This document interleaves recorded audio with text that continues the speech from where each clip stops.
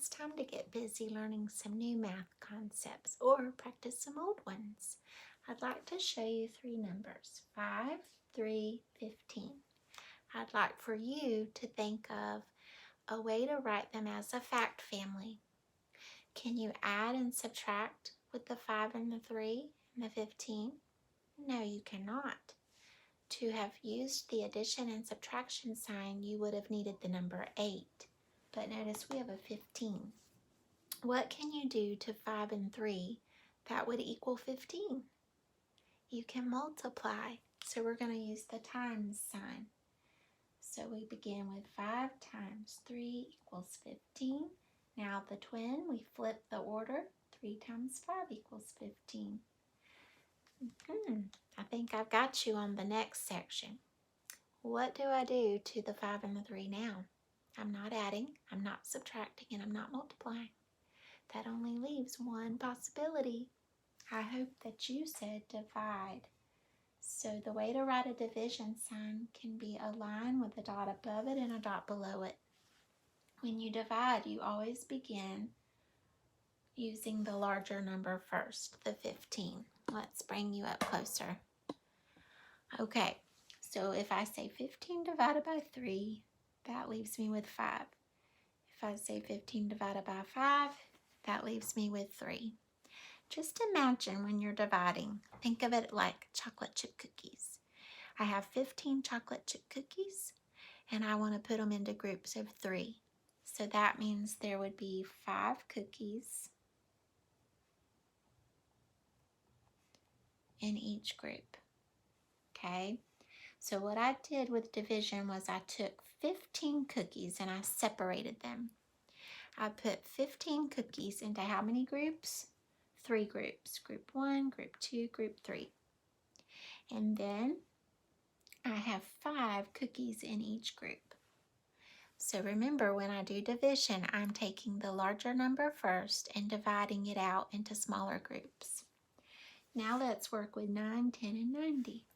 Can I add and subtract those numbers? Not together, not using 90. So I'm going to, again, multiply and divide. Let's start with multiplying. 9 times 10 equals 90. Give me the twin. 10 times 9 equals 90. Now again, we're going to divide. Think of it like cookies. I have 90 cookies. I divide them into 10 groups. That means 9 cookies are in every group. Give me the twin. This time 90 divided by 9 will equal 10. I would like you to practice finding the missing number. So 13 minus 7, you can put 7 in your heart. 7, now count up to the 13. 8, 9, 10, 11, 12, 13. So we would write 6. This one is your challenge. 6 times what number equals 24? So you have to count by 6 till you get to 24. So we say 6, 12, 18, 24. I did that 4 times. So my missing factor is 4. So when I multiply, I call the first 2 numbers that are being multiplied together the factors. The answer, the 24, is called the product. Now we're going to find the missing addend. 8 plus what number equals 17? You could go to 17 on the number line, count back 8, and find your missing addend. Or you could say 8 plus what number? Put it in your heart. 8, let's count up. 9, 10, 11, 12, 13, 14, 15, 16, 17. The missing number is 9. Also, here's a quick tip. Do your doubles. 8 plus 8 is 16. This problem is called the doubles plus 1 because 8 plus 9, one more, is 17. Okay, you see 4 amounts of money. $13, $692.10, $45, $708. Now, one of those dollar amounts had cents. The other $3 amounts only had dollars. Can you identify, can you find with your little eye the number that had cents? Where are those cents? How do you find them? You have to look behind the decimal point. Right there. When I said $692.10, I'm going to look beyond the decimal point. If there are numbers here greater than zeros, you know this dollar amount has cents. So $13, $45, $708. Notice when I read those amounts of money, I only say dollars. I'm not using the word cents because there are no cents. There's zeros in the cents position. Next, you see a number line from $6 to $6.50.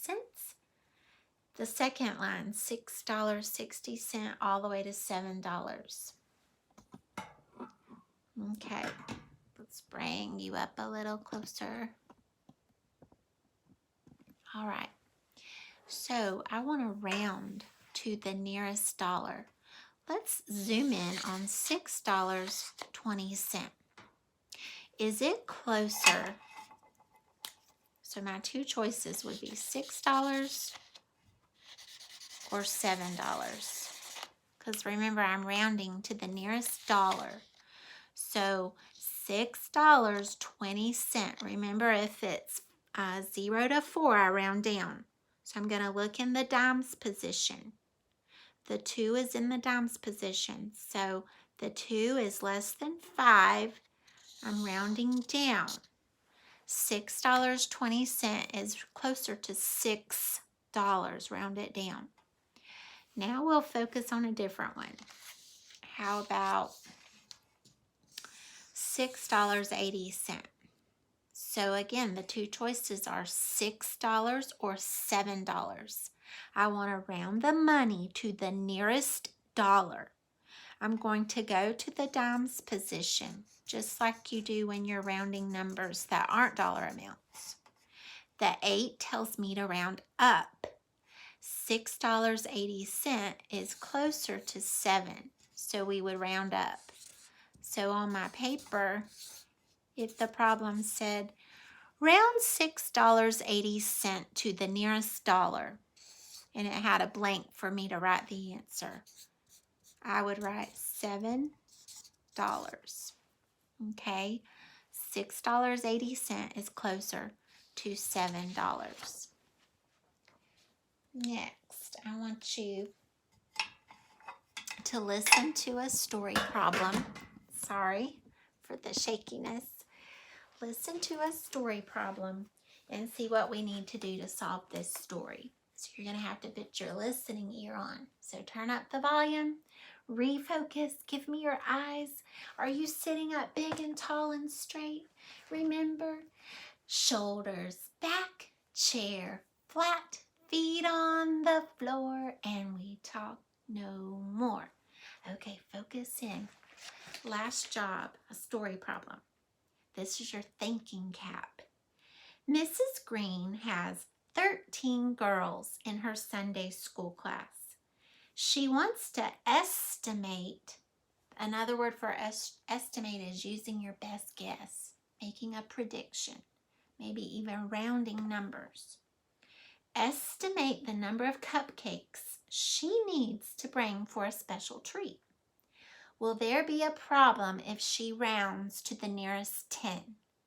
Remember, she has 13 girls to bake for in her Sunday school class.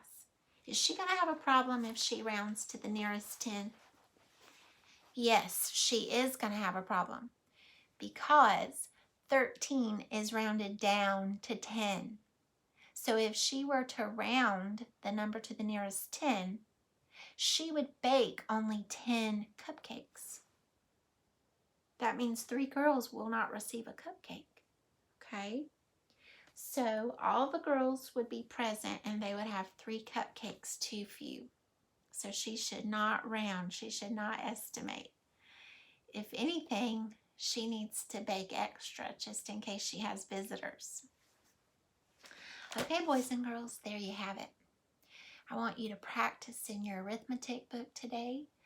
Remember that you can do all of the problems in the back side for your extra credit. There's also a cool website you can visit. I've put that on our lesson plans, or you can play your extra math. Another fun idea for you during this time of being at home is making flashcards and working on your division and multiplication tables and refreshing your memory on your addition and subtraction facts. Boys and girls, you need to know how to add and subtract through the 18 family. And this year in second grade, you need to know how to multiply and divide the tens, fives, twos, and ones. That is going to be so easy for you. I know it is. So go and make yourself some flashcards today. Log into Extra Math if you have time. Work on a few problems. Just a few extra things a day could make all the difference. Please call me if you need me. I miss you much. See you later, boys and girls.